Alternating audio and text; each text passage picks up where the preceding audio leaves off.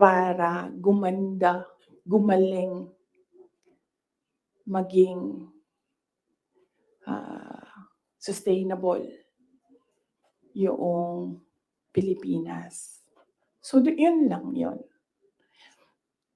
Dati naiimbita ako sa kanilang bahay diyaan sa Malacanang, Bahay Pangulo. Dati naiimbita ako sa Bahay Pangulo.